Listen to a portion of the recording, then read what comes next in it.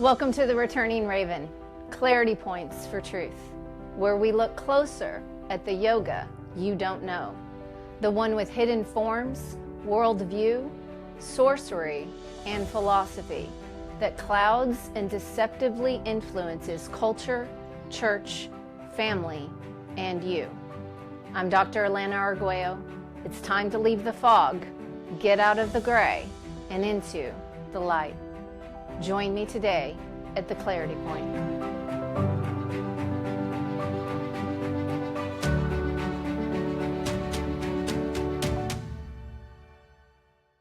Hello, welcome to the Returning Raven, Clarity Points for Truth. I'm your host, Dr. Alana Arguello.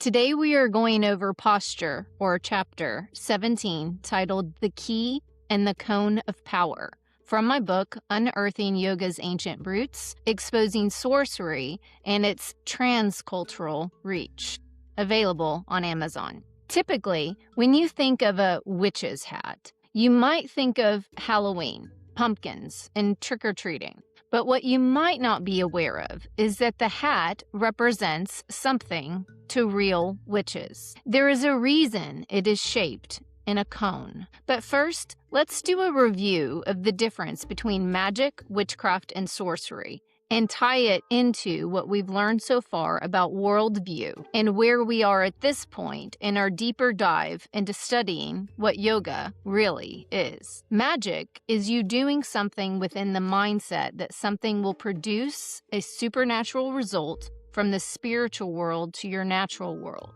The more you do these isolated magic practices, the more it crafts you into the worldview to which the practice is braced. Your idea becomes an ideology that becomes your worldview. That ideology is witchcraft, and the worldview is panentheism, because it offers both a god to individuals and a group collective. Side note, I've written about and discussed that I think panentheism is evolving to something else, toward transtheism, a very ancient worldview.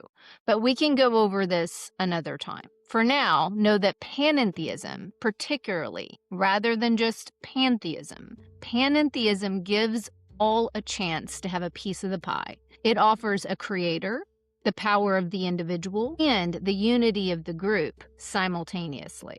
The more you practice magic, the more your worldview becomes imprinted on you, and you see the world, yourself, and God through this new lens. But we can't be like God. At some point, this concept becomes futile. So individuals emerge saying they've got the secret ways to do it. They know the hidden and will teach you their new ways, if and only if you pay for their retreats, seminars, conferences, programs, books, etc.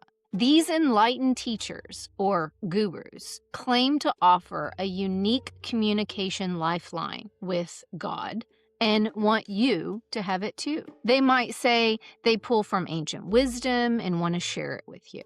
They have the key and the wisdom. They have an idea and a way, but you must participate and take action to get what they offer.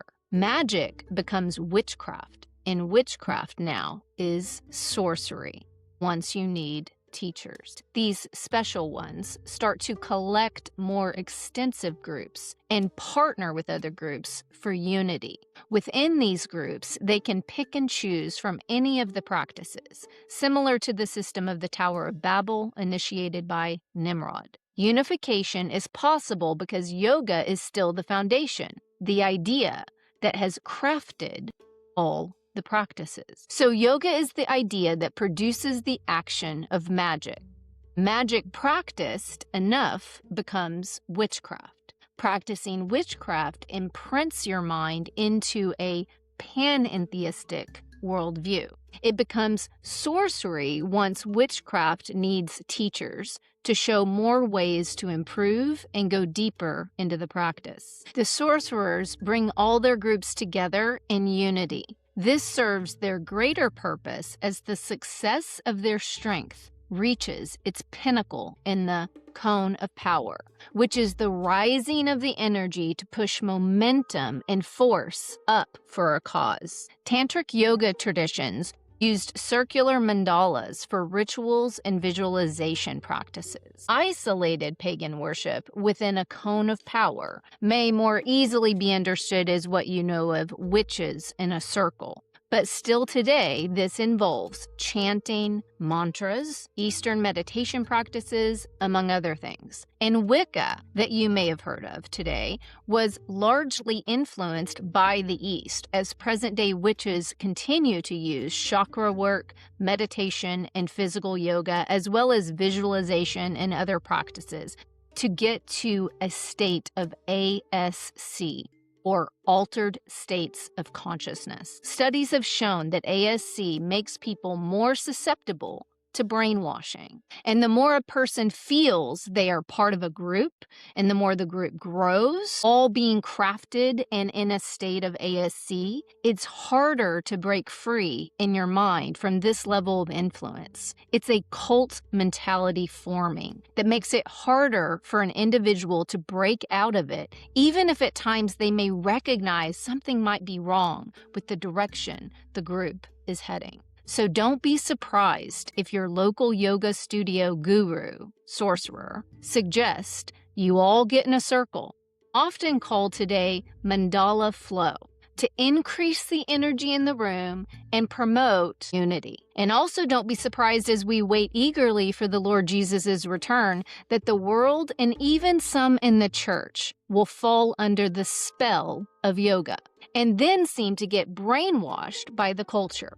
A brainwashed culture is tested and ready for, well, you know who, the Antichrist. You see, yoga practices, worldview, and philosophy are crafting the culture. The Endtimes sorcery is mainly about crafting. I'll repeat this warning. The Endtimes sorcery is mainly about crafting. Satan will use various forms of sorcery, not always called sorcery, to do this, much of which is yoga, or at least rooted in the idea and or its philosophies. And he will use other means and tools of the time and culture to craft as well. It'll come from various places, but remember, it's about crafting. Are you under the spell? Are you being crafted into the group cult mentality? Are you willingly participating in what is in fact Satan's clever deception, trick, scheming wiles, ruses, and personal maneuvers of what he knows about you and the times? Are you or your local church being made beast ready by allowing in any of the forms of yoga? How about the ones masked with Christian names or backed by Christian teachers? I pray not. Stay with me as we continue to remove the mask of yoga that are crafting society. And if you're enjoying this show, like, subscribe, and share so we can get this message out about the crafting of yoga. Thank you for joining me today on The Returning Raven. I'm your host, Dr. Alana Arguello. Church, choose this day whom you will serve and get the pagan worship out. I'll see you at the next clarity point for truth. Thank you for joining me today on The Returning Raven. I'm Dr. Alana Arguello. For a closer look again at truth, I'll see you at the next clarity point.